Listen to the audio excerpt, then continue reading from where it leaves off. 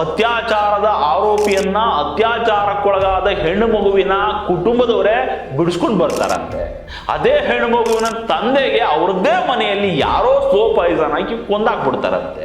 ಈ ಹಿಂದೂ ಹೋರಾಟಗಾರನ ಗಡೀಪಾರಿಗೆ ಎಡಪಂಥೀಯ ಚಿಂತಕರು, ಎಡಬೆಳಗಿಗಳೆಲ್ಲ ಕಣ್ಣೀರು ಹಾಕೊಂಡು ಗೋಳಾಡ್ತಿದಾರಂತೆ.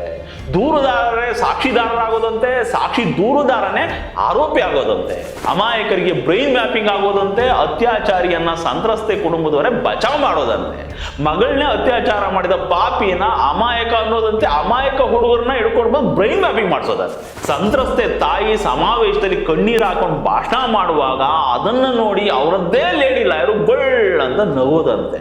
ಮಾವ ಗೋಡೆ ತರೋದಂತೆ, ಭೀಮಾ ಹಿಡ್ಕೊಂಡು ಬರೋದಂತೆ, ಸಾಬ್ರ ಹುಡುಗನ ಕರ್ಕೊಂಬಂದು ಸ್ಟೋರಿ ಹೇಳ್ಸೋದಂತೆ, ಬಾಯಲ್ಲಿ ಹೊಲದೇ ಇಲ್ಲದೆ ಇರುವಂತಹ ಮೂದ್ಗಿಗೆ ಒಂದು ಮಗಳು ಉಡ್ಸೋದಂತೆ.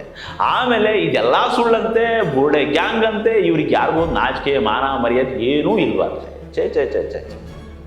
ಇಂಥ ಎಲ್ಲ ವಿಸ್ಮಯಗಳು, ಅದ್ಭುತಗಳು, ಅನಾಚಾರಗಳು, ಹಲ್ಕಟ್ಟು ಕೆಲಸಗಳು ಈ ಪ್ರಕರಣದಲ್ಲಿ ಮಾತ್ರ ನಡೆದಿರೋದಾ ಅಂತ